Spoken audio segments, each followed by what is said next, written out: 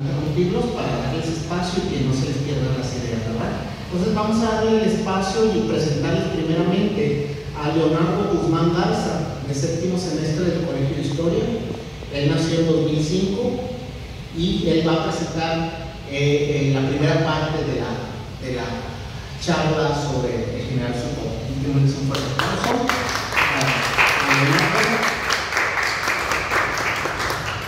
Y en segundo lugar, le damos el espacio a Rodrigo Javier Garza Ojeda, de 19 años, nacido en Monterrey en 2006, y está cursando el quinto semestre de licenciatura en Historia. También le doy una cordial bienvenida. Y pues nada más, muchachos, les dejo el espacio. Tenemos 20 minutos, máximo 25 por persona, y al final damos un espacio para el debate. Les dejo el espacio.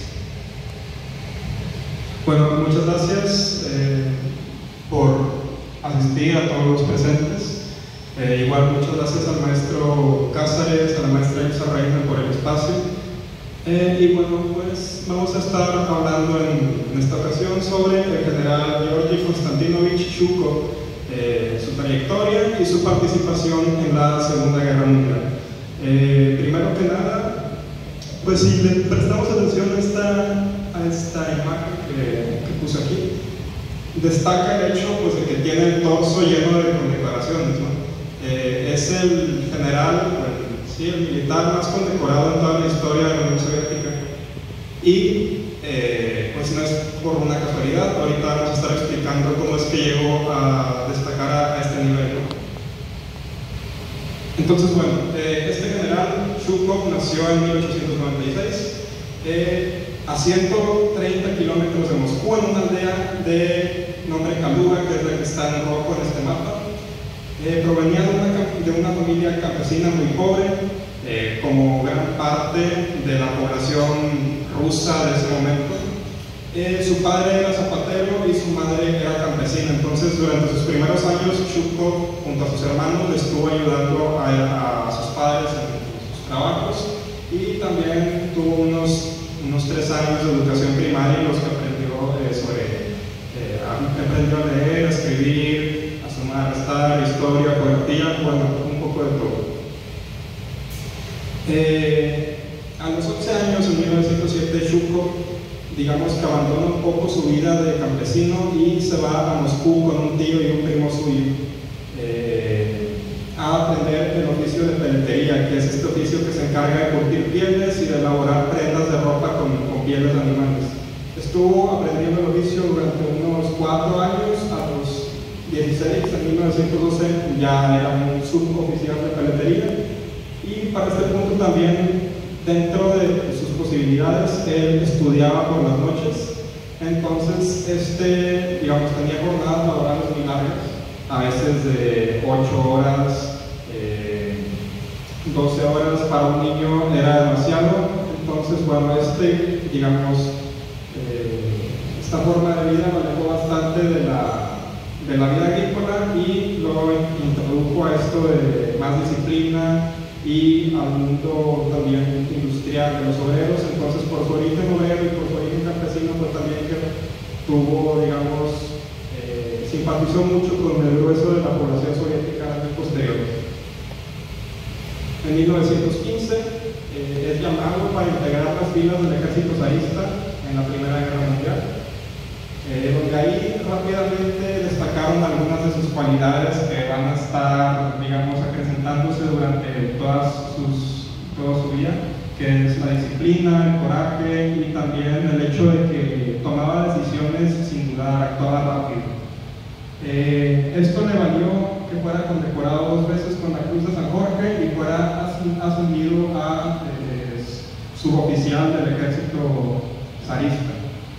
Entonces, bueno, aquí se empezó a foguear, digamos, en este campo de lo militar, y se dio cuenta de que tenía cierto talento y le nació cierta ambición por seguir creciendo dentro del ejército.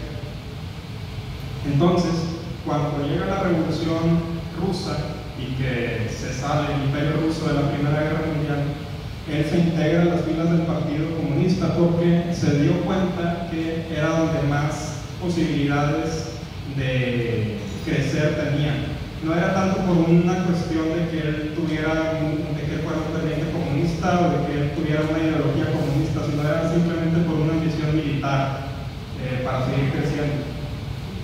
Entonces, bueno, durante la década de 1920 igual siguió destacando por su coraje, su disciplina, y estuvo en muchas academias militares. En 1925, esa está una foto de su graduación en la Escuela de Caballería, donde también estuvo otro general soviético muy importante, Rokossovsky. Algo que me llama la atención de esta foto es que pues, la mayoría de los militares que se graduaron tenían entre 20 y 30 años, y pues si observamos, muchos de ellos ya presentan como una pérdida de cabello considerable. Esto me llama la atención porque creo que estaba muy relacionado con el estrés que se vivía por la guerra civil y por la Primera Guerra Mundial. Creo que aquí se puede ver materializado ese estrés que se vivía. Entonces, bueno, durante 1930 ya era un oficial con cierto reconocimiento a nivel nacional y seguía siendo relativamente joven, por lo que no había, digamos, forjado un nombre tan destacado y no representaba una oposición muy clara para Stalin. Igualmente el hecho de que él no tenía una ideología muy clara, es decir, a él solo le interesaba lo militar, no le interesaba hacer una revolución o lo que fuera.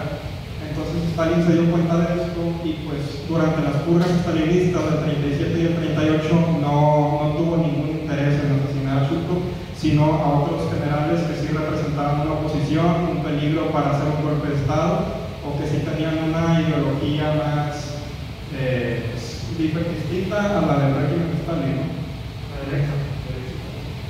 Sí, derecha. Sí. Entonces, bueno,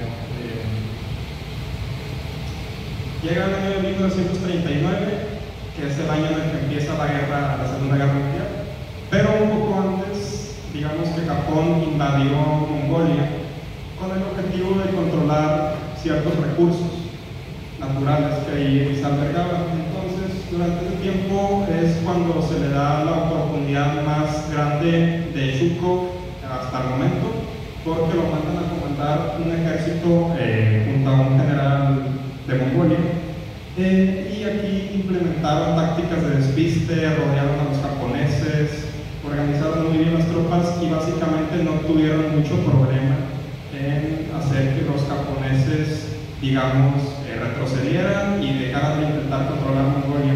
Esto también impactó en el hecho de que al ver esta derrota de los japoneses, digamos que ellos para años posteriores ya no quisieron entrometerse más con la Unión Soviética y se pasaron a atacar a Estados Unidos por el Pacífico en 1943, ¿no? Que es el famoso ataque de Pearl Harbor. Entonces, bueno, por esta victoria es que Zhukov tuvo mucho reconocimiento por parte de Stalin, que al final a Stalin lo que más le interesaba eran las victorias.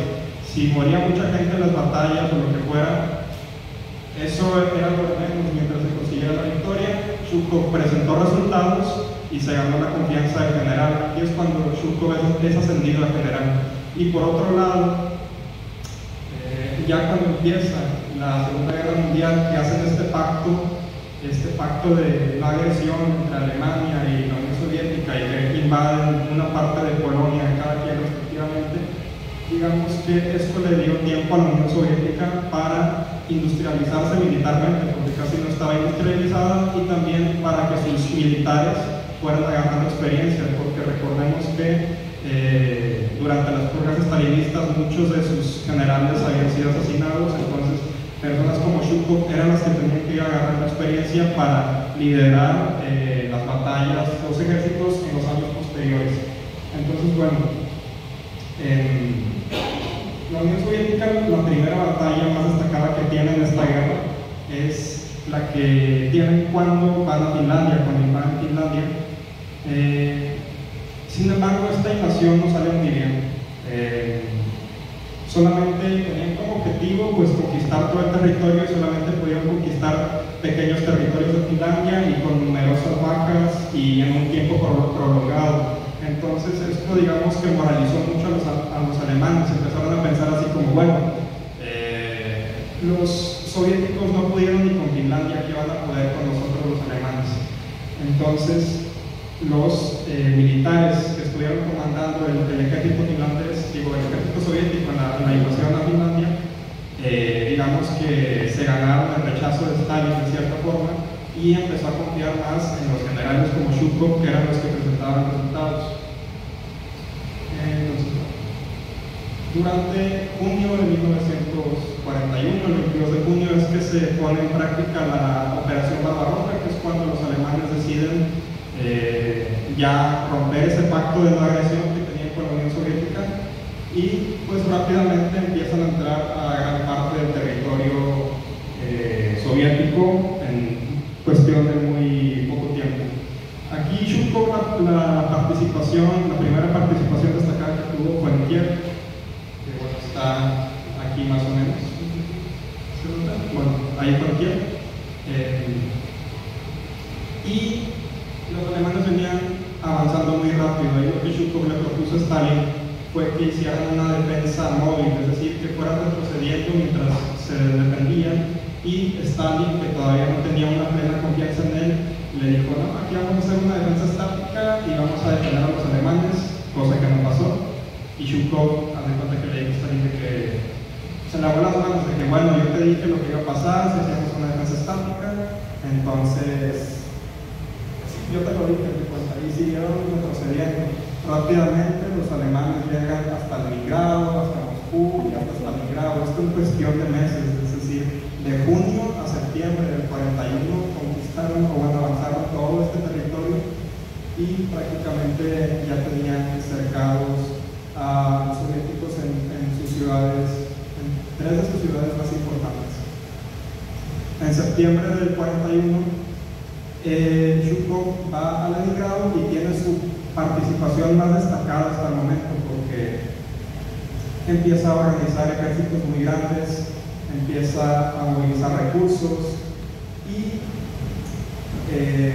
digamos que esta ciudad de Leningrado estuvo asediada durante 900 días. Fue una crisis tremenda para los soviéticos, hubo mucha hambruna, muchísimas bajas, tanto por parte de los alemanes como de los soviéticos. Sin embargo, Zhukov estuvo organizando las cosas solamente durante el mes de septiembre para que, digamos, tuviera lo necesario para resistir durante el tiempo, es decir, que no cayera la ciudad. Y pues fue algo que consiguió. Rápidamente, en octubre, el 7 de octubre, es enviado por Stalin en un avión a Moscú, que también estaba siendo brutalmente atacada, y cuando Zhukov llega a Moscú, ve que hay múltiples bombardeos, la gente está en crisis porque está perdiendo muchos familiares, los edificios están muy destruidos. Entonces, básicamente Zhukov relata en sus memorias y en entrevistas posteriores que se le hicieron que este fue el momento más trascendental, más determinante de toda la Segunda Guerra Mundial, en la opinión de Zhukov. Él menciona que esto pasó porque si los alemanes se decidían a entrar a Moscú, lo iban a poder hacer sin ningún problema. Tenían un ejército muy moralizado, armado, no estaban desgastados y todavía no habían sufrido pérdidas importantes. En cambio, pues del lado de los soviéticos era todo lo contrario. Sin embargo, no se decidieron a actuar rápido los alemanes, estuvieron dando como una semana, y esa semana fue vital para Moscú, porque con la llegada de Zhukov movilizó gente desde Siberia, empezaron pues también a emplear tácticas de despiste y básicamente organizó un ejército gigantísimo y concentró mucha de la fuerza de la Unión Soviética en Moscú, y eso les permitió resistir poco a poco durante el mes de octubre y de diciembre. También otro factor importante aquí fue el de la psicología. De hecho, rescaté una cita de Zhukov de una entrevista que se le hizo en los años 60. Él menciona: de la cúpula militar se mandó una orden de crear una misión secreta en la que se nos indicaba que en el caso de haber fallado todos los planes de defensa, entonces tendríamos que evacuar a la población y a todos los líderes del gobierno hacia la retaguardia, bombardeando y quemando todo para no dejar nada a los alemanes. Estos planes fueron los que nos dieron la seguridad psicológica que nos ayudó a contrarrestar al enemigo durante la ofensiva alemana en Moscú. Es decir, ellos ya tenían su plan B por si las cosas no salían bien, y esto de cierta manera les dio confianza y pudieron actuar con mayor seguridad durante la resistencia. Entonces, a inicios de diciembre de 1941, los departamentos de inteligencia soviéticos se dieron cuenta de que ya los alemanes estaban muy desgastados. Estos 2 meses que habían transcurrido habían desgastado bastante a los alemanes, y entonces Zhukov decidió que era el momento indicado para emplear una contraofensiva, y en cuestión de semanas recuperaron todo este territorio que se ve en este mapa. Es decir, ellos estaban cercados aquí en Moscú, en la estrella, bueno, está representada como una estrella, y empezaron a avanzar muchísimo en cuestión de semanas, aprovechando la debilidad de los alemanes. Entonces, bueno, esta es una foto de unos camiones soviéticos que se instalaron afuera del Teatro de Moscú en 1941 para que el edificio no fuera bombardeado por los aviones alemanes. También rescaté esta otra fotografía, que es el desfile del aniversario de la Revolución de Octubre.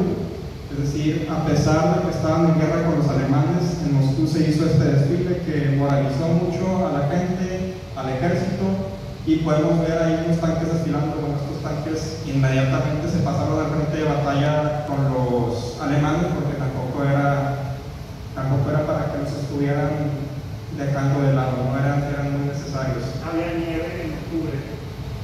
¿Cómo? Ya había nieve en octubre. Bueno, el desfile realmente es en noviembre. En noviembre. Sí, solo que por la diferencia de calendarios. Sí. Pero bueno, sí, de hecho, pues con la llegada del invierno fue que los soviéticos empezaron también a crear una contraofensiva más eficaz contra los rusos. Estas son algunas imágenes de la guerra ya en el invierno, las trincheras, la ciudad siendo quemada por la guerra.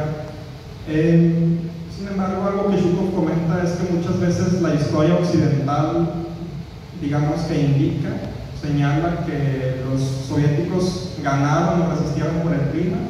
Zhukov dice que es como una excusa. Él dice que simplemente los soviéticos se organizaron mejor, eran más habilidosos o más numerosos, pero que la victoria no fue por el clima. Aparte dice que el clima le afectaba también a los soviéticos, aunque bueno, se menciona mucho también que estaban mejor equipados o más acostumbrados a este tipo de batallas. Pero realmente ya estaban muy desgastadas las tropas alemanas. Y bueno, de Moscú, de la participación que tuvo Zhukov en Moscú, su participación más destacada fue hasta el mes me parece de septiembre de 1942, que es cuando llegan a Stalingrado. Ahí la revista Time lo presentó como un héroe, es decir, ya había tenido el reconocimiento internacional para que la revista Time lo publicara como que la llegada de Zhukov, ya llegó el héroe, prácticamente los alemanes no van a poder con él. Y fue la batalla más sangrienta de toda la Segunda Guerra Mundial, esta de Stalingrado. Hubo más de 2 millones de muertes. Y bueno, Zhukov, ahí hay una polémica porque se dice que él se atribuyó méritos que no le correspondían cuando cercaron a los alemanes y volvieron prisioneros a más de 200.000 alemanes, y que fue cuando empezaron a retroceder. Se dice que por eso Stalin después lo marginó, y bueno, se dicen muchas cosas, pero igual ya más adelante vamos a estar precisando estos detalles. Entonces, bueno, así quedó la ciudad de Stalingrado después de ya que se retiraron los alemanes. Y de ahí, la siguiente participación destacada que tuvo Zhukov fue en la batalla de Kursk, que es la batalla de tanques más importante o más destacada de toda la historia. Ahí la estrategia que Zhukov le presentó a Stalin, que para este momento ya se había ganado bastante la confianza de Stalin, y aparte él no le tenía miedo, es decir, él le decía las cosas como las pensaba. Otros generales se trataban de alinear con el general Stalin, pero Zhukov le dijo: aquí lo que tenemos que hacer es esperar a los alemanes, a que ellos nos ataquen y resistir, igual desgastarlos y ya emplear una contraofensiva. Es algo distinto a lo que hubieran pensado otros generales, pero les funcionó. El resultado fue que los alemanes se siguieron retrocediendo y pues esto, mientras las cosas fueran de esta manera, Stalin iba a estar muy contento. Entonces, bueno, ya de ahí para adelante la balanza cada vez se empezó a inclinar más del lado de los soviéticos, en todo el 43, el 44, inicios de 1945, hasta que llegaron a Berlín. En 1945 Zhukov fue el mariscal encargado de leer la capitulación alemana, y pues fue el que tomó la ciudad de Berlín. Aquí se ve cómo fueron rodeando a Alemania, tanto el frente pues en Europa Occidental como el frente de los soviéticos. Aquí una orden que mandó Stalin fue que es decir, ellos querían llegar antes que cualquier estadounidense, cualquier británico o francés. Querían que Berlín fuera tomada por un soviético y Stalin puso a competir a tres generales, a Konev, a Rokossovsky y a Zhukov, para llegar hasta Berlín. En lugar de que trabajaran en equipo, alguien se quería atribuir todo el crédito y Zhukov fue el que se encargó de llegar más rápido. Aquí es también un punto polémico porque se dice que Zhukov no calculó bien ciertas tácticas que empleó y que eso implicó que muriera muchísima gente, muchísimos soldados soviéticos. En cuestión de 5 días murieron más de 30.000 soldados soviéticos con tal de avanzar rápido para ser los primeros en tomar Berlín. Él creía, digo, es un asunto polémico, pero él creía que pues que los alemanes ya estaban bastante desgastados y al parecer se equivocó un poco. Entonces esto le trajo muchas críticas a posteriori, pero finalmente fue que se llevó todo el reconocimiento. Aquí está cómo cercaron a Berlín en abril de 1945, que bueno, es cuando ya se rinden. Y ya para ir terminando mi participación, pues este hecho de la toma de Berlín le adjudicó un reconocimiento internacional tremendo a Zhukov y a la Unión Soviética. Está este monumento en su honor en el mero centro de Berlín, que pues es Zhukov montado a caballo pisando un águila alemana. Entonces ahí pues el simbolismo está muy cargado. Creo que está muy claro lo que tratan de decir los soviéticos con este monumento. Y pues también el que está ahí representado es Zhukov, no es ni Konev, ni Rokossovsky, ni Chuikov, no, ninguno es este general. Que bueno, ya para ir cerrando, me parece que gran parte por la que destacó fue por estas cuestiones que ya estuve comentando a lo largo de la presentación. El hecho de que decidía rápido, el hecho de que no le tenía miedo a Stalin, y pues también que muchas veces no le importaba las grandes pérdidas humanas mientras pudiera sus resultados de las victorias, que bueno, es algo que se le ha criticado mucho, pero son algunas características por las que destacó este general, o por las que se le recuerda. A día de hoy, pues todavía la Unión Soviética, digamos, tiene gran reconocimiento, pero con matices, ya no es tan laureado como en épocas anteriores. Y pues ya por mi parte sería todo. Entonces ya vamos a dar pase a la participación del compañero Rodrigo y terminando pues una sesión de preguntas.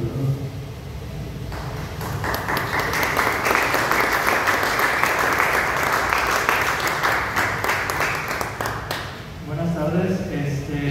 Antes que nada quisiera agradecer al profesor Eduardo Cáceres y a la licenciada Ilsa Reina por haber facilitado y posibilitado este espacio para la divulgación de este tema tan interesante que es la Segunda Guerra Mundial. Mi compañero Leonardo ya nos ha hablado sobre una semblanza de la biografía de Zhukov, pero yo de lo que les quiero hablar justamente es sobre bien la relevancia que tomó Zhukov a partir de la guerra, pero ¿por qué? Y es porque también Zhukov es muy decisivo en la elaboración de doctrinas militares. en este caso para el ejército ruso. Y fue precisamente, él no es una doctrina que desarrollar, sino que más bien él la puso en la práctica y la refinó. Y lo más importante, con buenos resultados, es decir, victorias. Porque si lo hubiera puesto en la práctica y lo hubiera salido mal, pues en primer lugar, ni existiría Rusia hoy, ni lo recordaríamos como lo recordamos bien hoy. Gracias.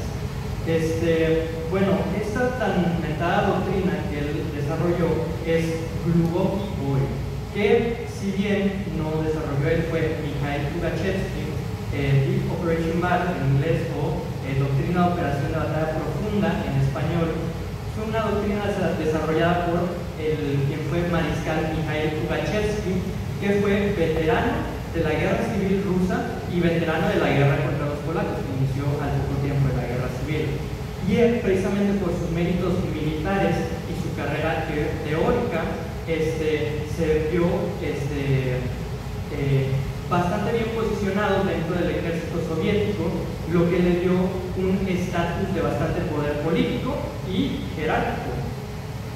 Lo que, si bien fue de su beneficio profesional, le resultaría inconveniente a Mikhail Pugachevsky, porque posteriormente, por miedo al bonapartismo, que ya después explicaré qué es esto, Joseph Stalin, el presidente de la Unión Soviética, lo purgaría en el 36.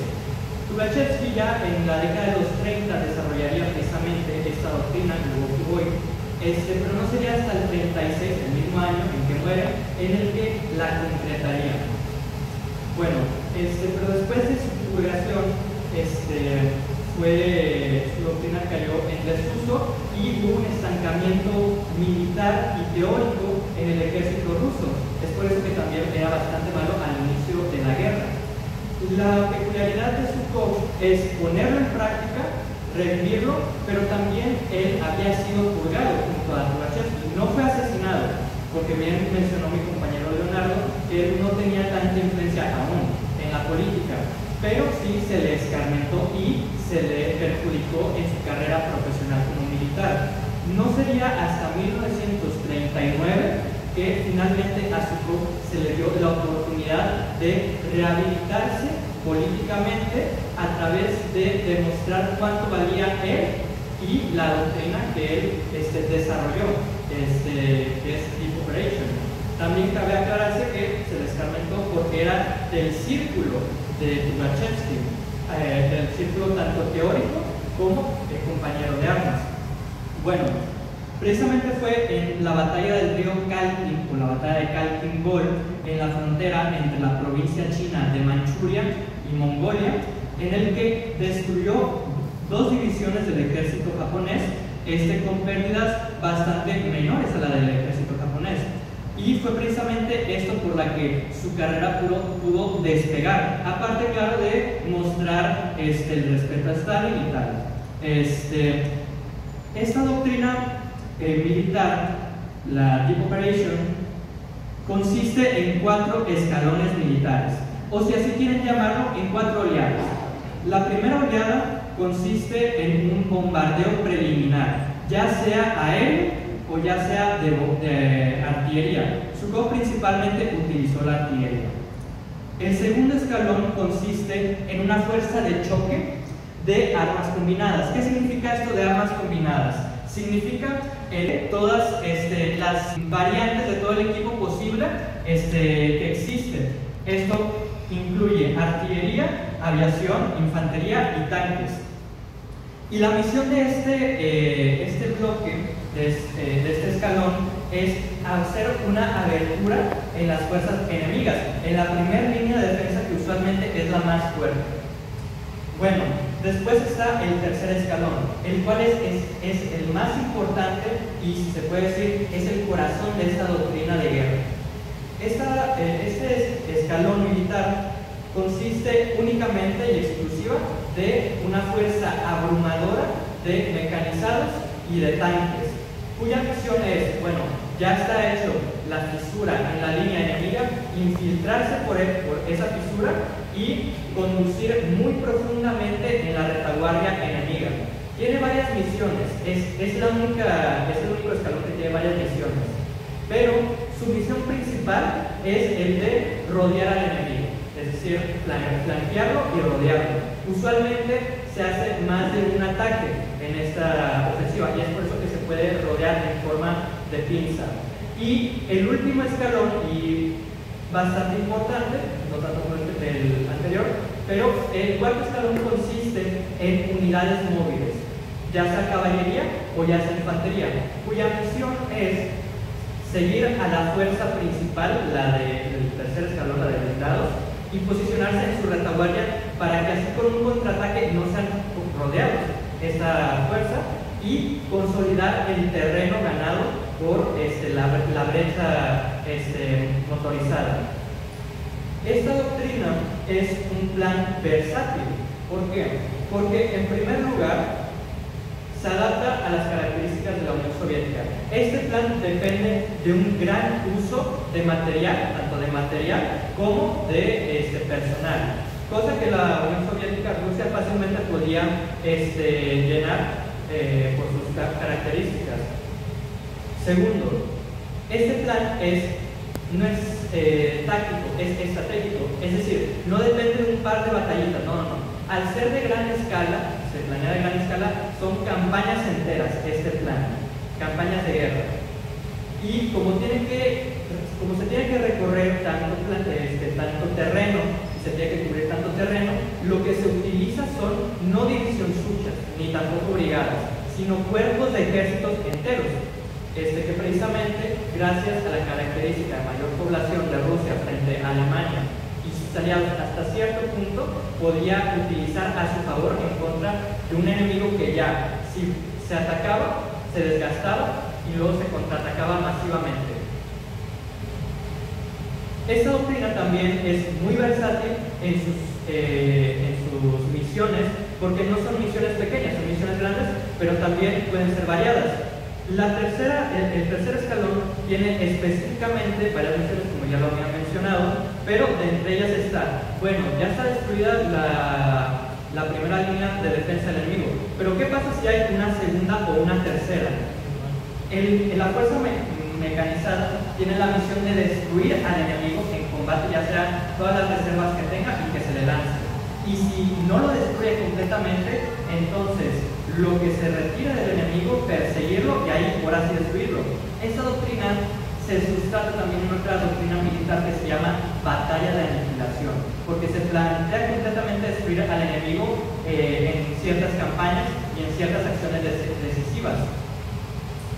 Segundo, también tiene la misión de destruir todo lo que se encuentre por delante, que no necesariamente sea una unidad militar, ya sea los puestos de artillería, los puestos de mando enemigos de las divisiones, que son los que se encargan de pasar la información del alto mando a la unidad o de microgestionar la organización, o también de bloquear las líneas de suministro del enemigo, así como de bloquear su línea de retirada. Este último factor también es muy importante y muy interesante porque deja en apuros al enemigo. Si toma la decisión de quedarse estático, bueno, tiene el peligro de ser rodeado y de destruido más fácilmente. Pero si se decide retirar, tiene el peligro de ser perseguido y ahí destruido, o tanto por la fuerza de tanques como por la artillería y la aviación enemiga, como también, bueno, se cortan varias líneas de retirada, así que se hace una retirada desorganizada en cualquier dirección, así como también precisamente desorganizar las mismas líneas enemigas, porque una unidad que está a un lado luego al final se intenta retirar y termina en un lugar en el que no debería estar o en el que no tiene valor estratégico que se posicione. Y bueno, precisamente esta doctrina militar tuvo sus éxitos porque precisamente era una contestación a la Blitzkrieg alemana. La Blitzkrieg alemana era cortoplacista y tenía misiones pequeñas para cada unidad, porque tampoco el ejército alemán era tan grande. A diferencia del ejército soviético, podía cubrir vastas cantidades y si el enemigo se retiraba para salvarse, podía recuperar grandes cantidades de terreno, que el terreno era muy valioso porque podía contener tanto minerales, se podía recuperar minerales, personal, equipo y zonas estratégicas. Vemos precisamente el uso de Milwaukee Boy tanto en Kalkindor, que está de este lado, en el 39, para destruir a una pequeña fuerza japonesa. Luego está en la Operación Urano, que la Operación Urano es la campaña de Stalingrado y se considera el Kanae de Zhukov, es decir, la operación perfecta, una operación perfecta ideal. Que rodea al sexto ejército alemán, pero no se detiene ahí. El objetivo verdadero de la Operación Urano era Rostov del Don, que ahí se puede notar, y que era cortar en dos al grupo de ejército sur y dejar al general Ott solo en el Cáucaso y a Paulus también rodeado en Stalingrado. Y finalmente lo tenemos con la Operación Pragatio en el 44, no tan conocida como Urano, pero también muy importante, porque esta batalla es la que marca el inicio.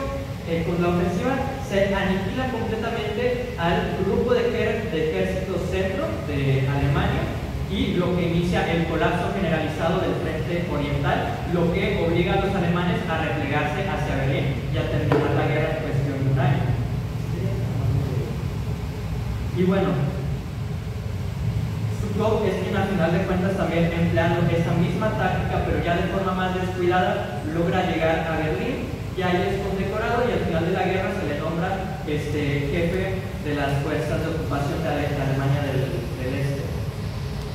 Zhukov estaba en el cenit de su gloria militar, de su respeto y también de su poderío, derivado también de su propio estatus de héroe de guerra y de ser prácticamente quien se podría decir fue el apagaincendios de la Unión Soviética durante la guerra. Entonces, por esto mismo, Joseph Stalin decide no necesariamente purgar a Zhukov, pero sí escarmentarlo y vaciarlo de todo poder que pueda tener. Primero, en marzo del 46, Alexander Novikov, que es el jefe de las fuerzas aéreas soviéticas, es purgado. Se le emprisiona y se le tortura y bajo amenaza de tortura y de muerte se le obliga a decir: Zhukov ha atentado contra la Unión Soviética por tener conductas antimilitares y por bonapartismo. ¿Qué significa el bonapartismo? Que ya lo había mencionado. El bonapartismo es el riesgo de un gobierno revolucionario de sufrir un golpe de Estado por las fuerzas militares que han conseguido una considerable poderío y también influencia en el ejército derivado también de sus méritos militares. Esa es una de las razones, como bien lo dijo Edward Allencar, que ascendió Stalin al poder. ¿Por qué? Porque ¿quién era el rival de Stalin? Trotsky. Que Trotsky era el prototipo del Bonaparte rojo. Y precisamente el liderazgo colectivo soviético eligió a quien menos parecía un Napoleón Bonaparte de entre los suyos, es decir, a Stalin. Lo mismo sucedió con Tukhachevsky y es por eso que a Tukhachevsky se le purgó y ahora está sucediendo lo mismo con Stalin. Al poco tiempo, con Zhukov, perdón, al poco tiempo de sucedido el arresto del general Novikov, Zhukov solo tiene tiempo de en mayo regresar a Moscú, participar en el desfile de la victoria, pero ya al siguiente mes, al primer día del siguiente mes, 1 de julio, se inicia su juicio en su contra, el cual lo acusa pues de expoliar los territorios por donde pasaba, de robar joyería y de bonapartismo. El día 3 concluyó su juicio y aunque no se le pudo castigar por bonapartismo, sí se le castigó por las otras dos cosas. ¿Cómo? Demeritándolo, se le retiró el caso de diputado supremo comandante, que es el único en recibir ese cargo militar de parte exclusiva de Stalin, y se le degrada al cargo de jefe militar del distrito de Odessa, en el Mar Negro.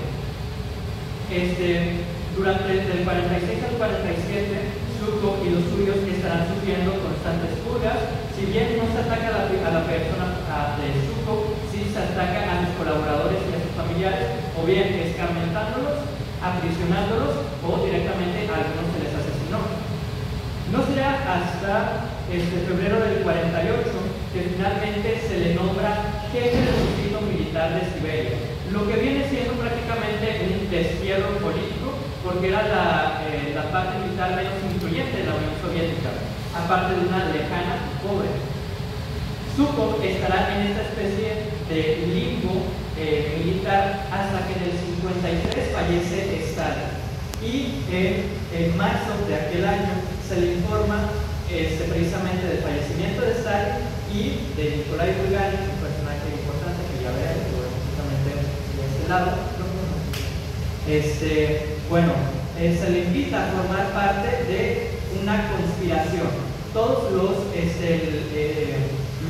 comisarios y cuadros importantes de la Unión Soviética están conspirando tras el interregno que se da tras la muerte de Stalin contra la Beria. La Beria es el jefe de la policía secreta de la Unión Soviética, la NKVD.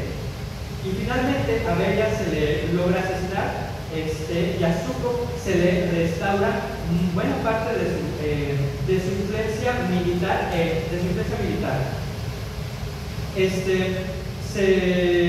Sería en el 55 fue nombrado ministro de guerra de la Unión Soviética y en esta época, tras el asesinato de Beria y la muerte de Stalin, ascendió como presidente de la Unión Soviética Nikita Khrushchev, que fue uno de los conspiradores, que en el 57 había empezado a tomar una postura más personalista con el gobierno. Tras la muerte de Stalin se había acordado en un gobierno colectivo de los jefes políticos y comisarios de la Unión Soviética, pero Khrushchev empezó a movilizarse políticamente para empezar a acaparar el poder.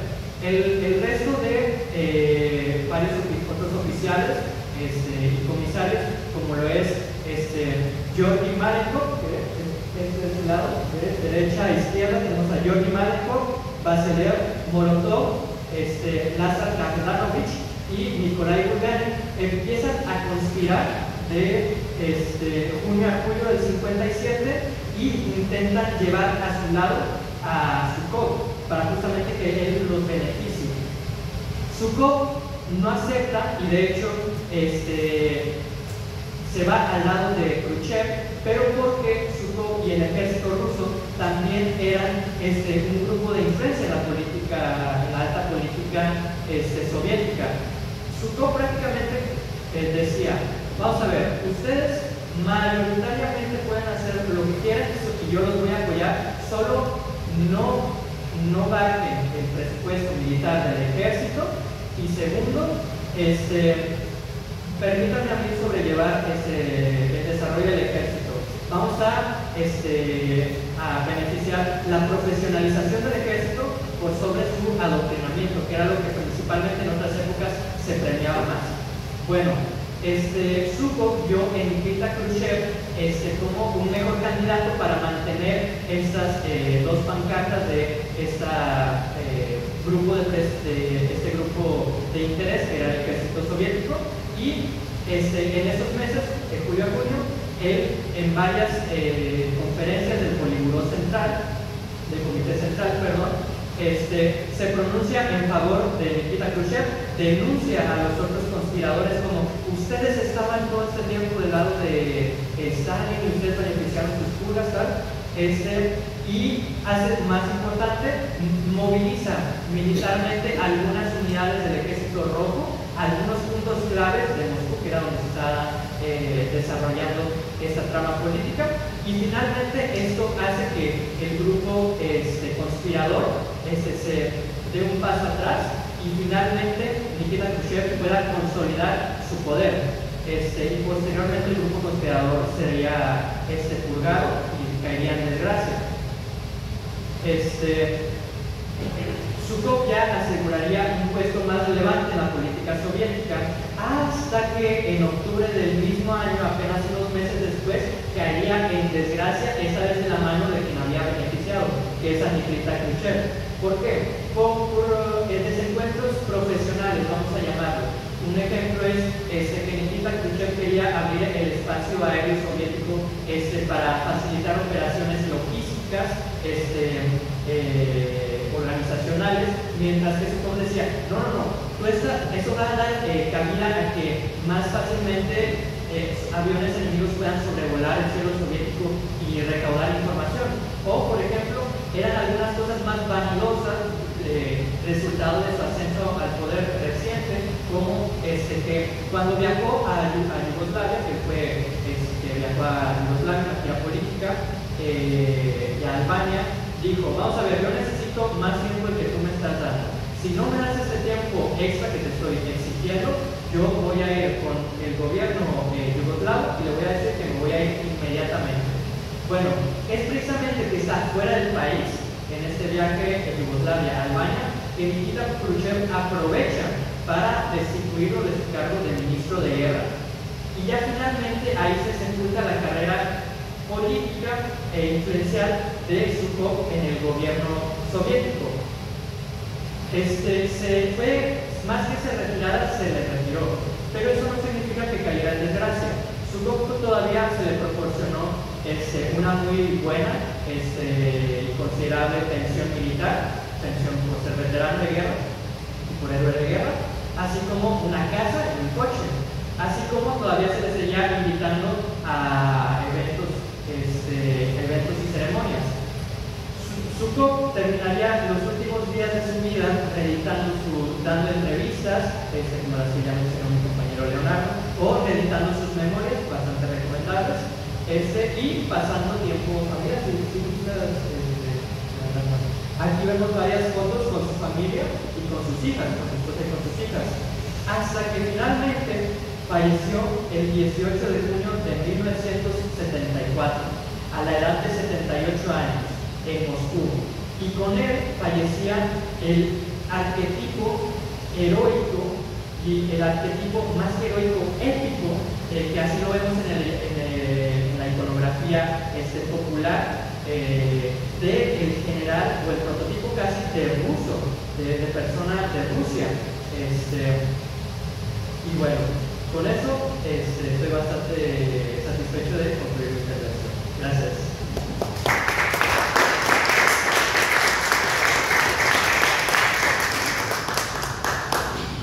Gracias, Leonardo. Gracias, Rodrigo. Creo que fue muy claro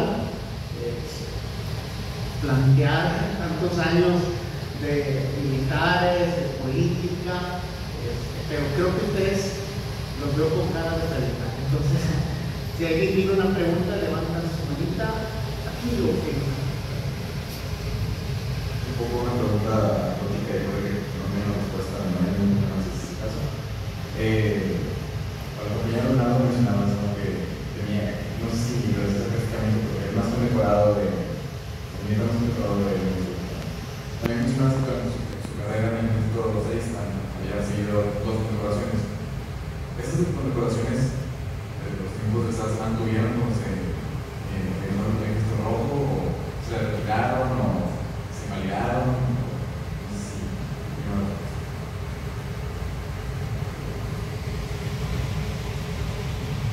Bueno, muchas gracias por la pregunta.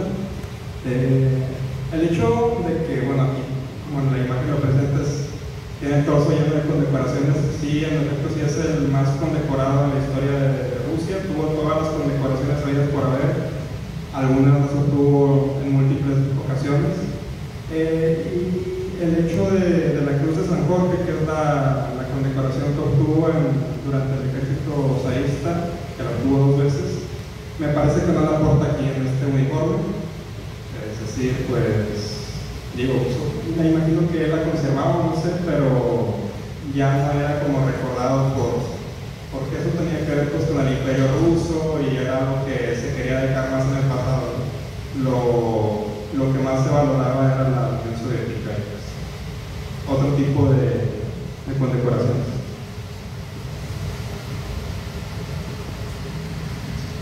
¿Qué tal? Buenas tardes. Oye, comentaste, sobre todo joven, comentaste de que cuando Zhukov llegó a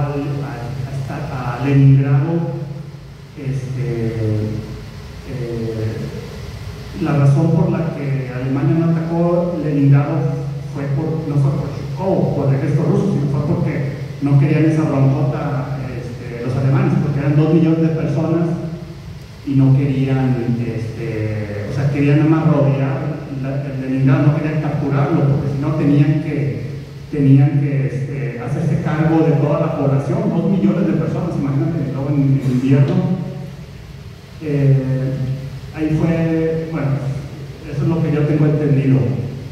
La otra pregunta es, comentaste también de que Alemania atacó Polonia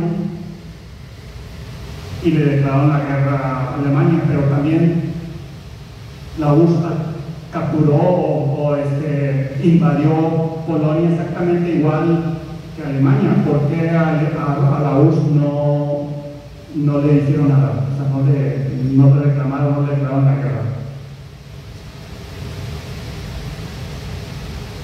Bueno, la imagen que presenté la parte occidental de Polonia está por influencia alemana y la parte oriental de Polonia está por influencia soviética, aparte de Lituania, Letonia, Estonia.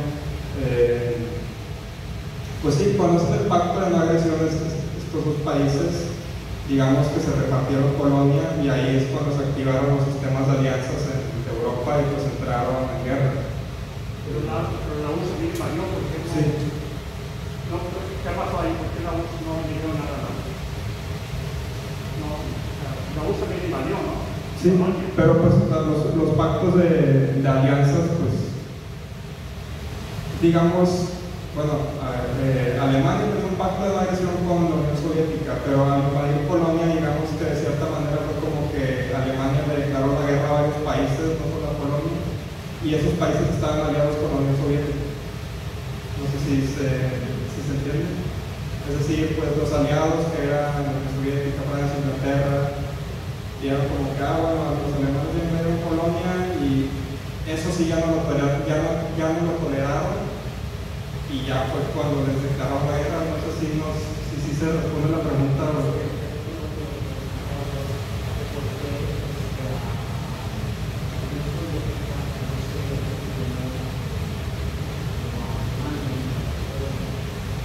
Pues es por los aliados que tenía la Unión Soviética.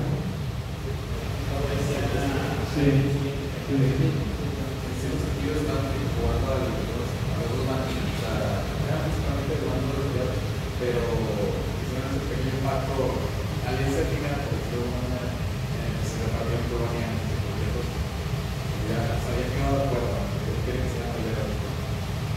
La razón era porque la Unión Soviética invadió posteriormente a Alemania, ya casi cuando capitularon finalmente en Varsovia al ejército polaco, y los aliados tampoco iban a declarar la guerra a Rusia, porque si de por sí ya tenían problemas peleando solo con Alemania, imagínense ahora Alemania más.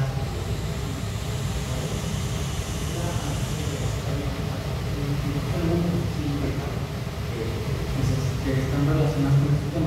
Una de las cosas es, no sé si sería Zhukov cuando se da el momento de la recontraataque y que invaden Polonia, y en Polonia ocurre una revolución de los polacos contra los nazis.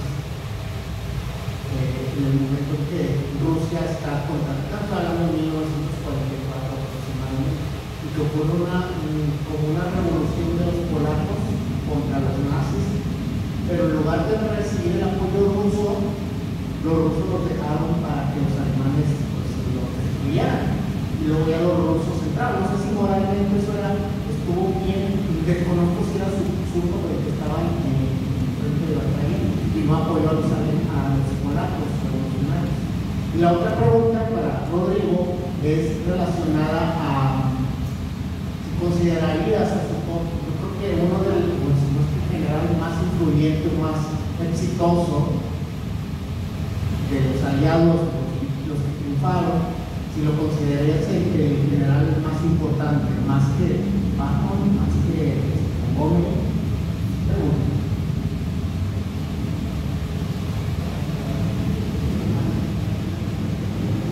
Era sobre por qué general tomó la actitud de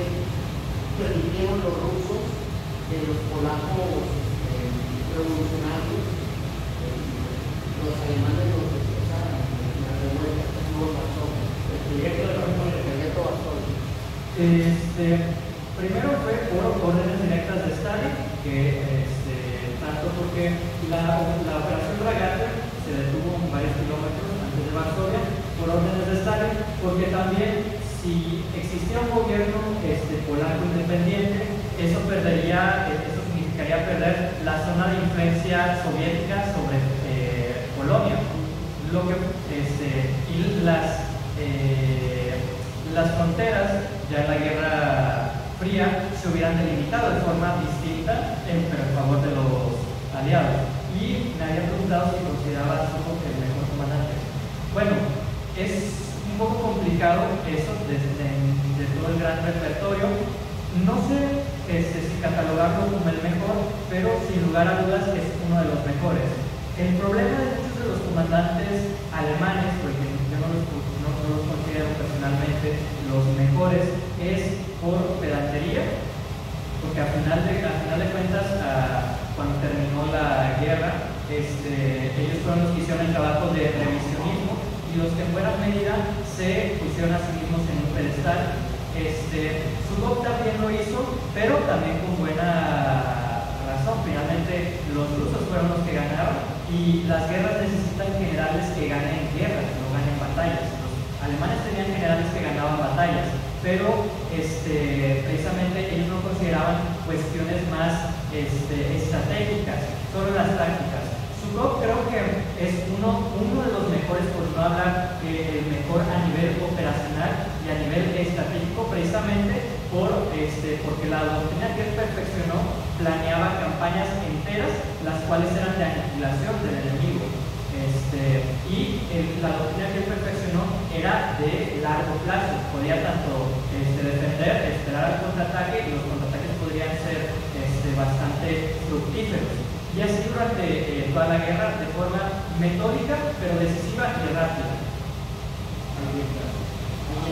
Bueno, algo que también quería puntualizar respecto a esa pregunta. Bueno, pues creo que creo que implicaría como un análisis comparativo muy minucioso, como saber quién sería el mejor, pero la impresión que yo tengo hasta lo que he investigado es que, al menos en el aspecto de comandar ejércitos masivos, era el mejor, el general que pudo comandar de mejor manera ejércitos de millones de hombres. Había otros generales que podían, quizás destacaban más en guerrillas, relámpago, o destacando en otro tipo de operaciones o en lo político,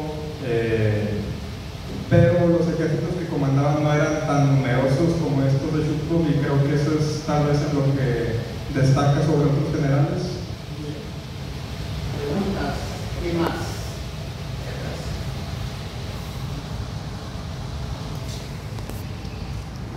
Sí, gracias. Buenas noches. Con respecto a lo que comentaban, me gustaría citar un comentario. Creo que con Zhukov, qué tan bueno, qué tan malo era. Yo creo que simplemente se le puede dar el honor de que él fue el que hizo la más grande derrota que ha tenido el ejército alemán, incluso en la Segunda Guerra Mundial, y en toda su historia, con la Operación Bagration, que era, por cierto, el nombre era un antiguo general de la época napoleónica que murió en la campaña de 1812. La Operación Bagration derrotó, destruyó 28 divisiones alemanas, todo el grupo de ejército del centro alemán. Recuperaron con esa operación Letonia, Lituania, Estonia, parte de Rumanía y Polonia. O sea, fue un desastre completo para el ejército nazi. Esa operación Bagration, donde estuvo a cargo Zhukov, y creo que, no recuerdo los números, pero son alrededor de 380 o 300 o casi 400,000 bajas tuvieron los alemanes. Ni en el día ni en la campaña de Normandía tuvieron tantas bajas los alemanes. Yo creo que una de las más grandes victorias desde junio hasta agosto del ejército alemán, pero del ejército soviético, que fue con Zhukov.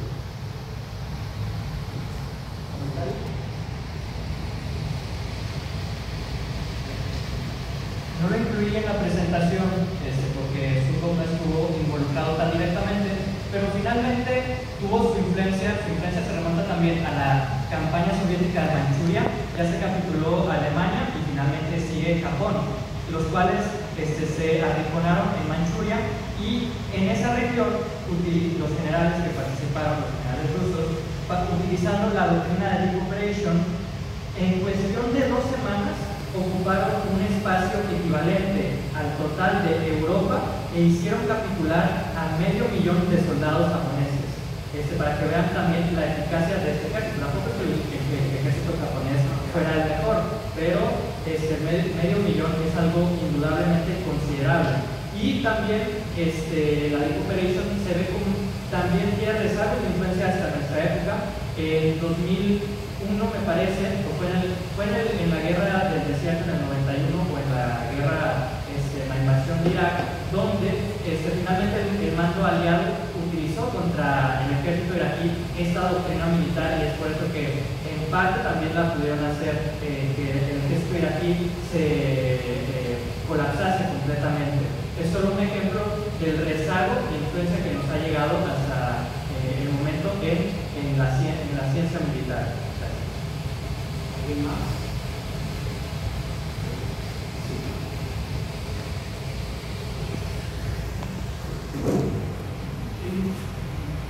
Pues una pregunta que de esto no lo recuerdo haber leído siquiera. ¿Tuvo Foucault reconocimientos, por ejemplo, de Francia, de Estados Unidos, de Inglaterra, o sea, al fin aliados, países aliados, ¿verdad? De Rusia? Y de nuevo, no he sabido que Rusia también haya condecorado a Patton o a MacArthur o a Eisenhower. Es una pregunta un poquito más general.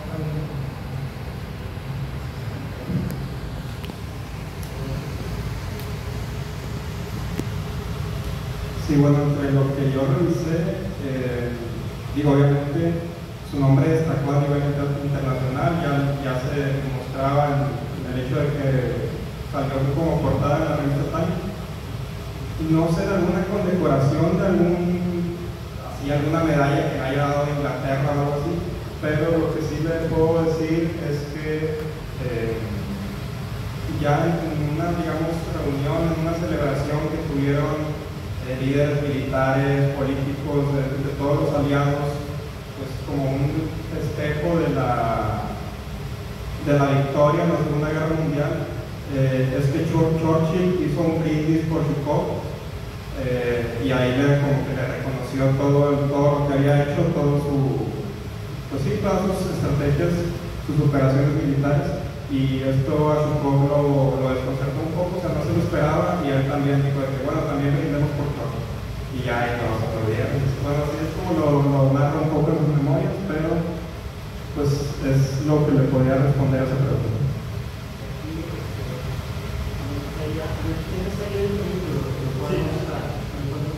Ese es el libro que ustedes lo pueden conseguir. Estaba viendo, es un libro de 1985, es una reedición. Ya pasó 40 años, pero es un libro que pueden conseguir en el libro usado, así se llama, en español. Ahí vienen algunas memorias, algunas meditaciones. Después de, como mencionaste ahorita, Rodrigo, de que ya después de retirado se puso a escribir. Y yo creo que es importante recuperar, se puede leer, se puede buscar, de documentos que son importantes para entender el tiempo actual, ¿verdad? Entonces, yo considero que esto nos da muy buena reflexión sobre el lado, tal vez que poco conocemos, del lado ruso, ¿verdad? Del lado ruso a veces no nos llega tanta información. No nos llega al lado de información de acá de Estados Unidos, de Inglaterra, de los aliados occidentales, pero de Rusia a veces tenemos un poco de información. Y sí es importante conocer, porque vemos el otro lado también ganador. ¿Y qué pasó con él? A mí yo reflexiono, Eisenhower fue presidente de Estados Unidos, y Zhukov terminó prácticamente retirado. O sea, yo lo considero el personaje horizontal, uno de los personajes militar más influyente de la Segunda Guerra Mundial. Terminó en retirado. Entonces, muchas cosas que uno no entiende, y a la mejor Eisenhower, con sus puntos, según tiempo como presidente de Estados Unidos y fue muy respetado y murió no sé cuánto tiempo estuvo como 12 años, 8 años más que yo. Pero ese surco, esas los militares que terminan no tan bien. Sí. Bueno, me pareció entender por la plática de ellos que llegó a ser el secretario de guerra, de militar, claro, en la época después de la Segunda Guerra Mundial y todo, porque es un puesto número 2 a nivel nacional, para la división Rusia, pues es muchísimo, que no signifique que no hizo carrera. Ahora, el Partido Comunista y toda la cuestión política en Rusia es otro boleto, empezando por Stalin. Sí. Entonces es muy difícil. Y yo necesitaba ese medio. Lo que yo reconocí haber pedido es que era respetado, si no es que hasta temido por el propio Stalin, porque era muy popular su copa, ¿verdad? A ese nivel. Pero digo, a fin político y al otro también con su ego, pues digo que era más de respeto que de definición o de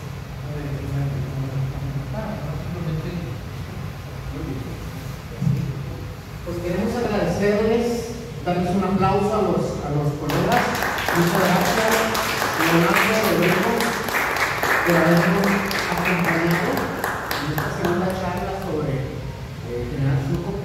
Y pues invitarlos para el próximo martes 9, a la misma hora aquí, vamos a hablar de Rommel, del General Rommel. Pues quiero dar el espacio a Isabel. Entendí que Pato. Sí, de Rommel. No, habían dicho que Pato de aquí, Rommel de Treviso. Sí. Martes 9 de septiembre sobre el Rommel, 23 de septiembre a San Carlos. Pero, ahí hay un martes que en medio porque es el 16. ¿Ese no? No, ese ya no va a haber. Pues a todos muchas gracias. Quiero agradecerles mucho a Leonardo y a Rodrigo que desde un inicio pues se involucraron en este proyecto de darle voz a los nuevos historiadores, jóvenes historiadores. Y pues a todos los presentes, muchas gracias por estar.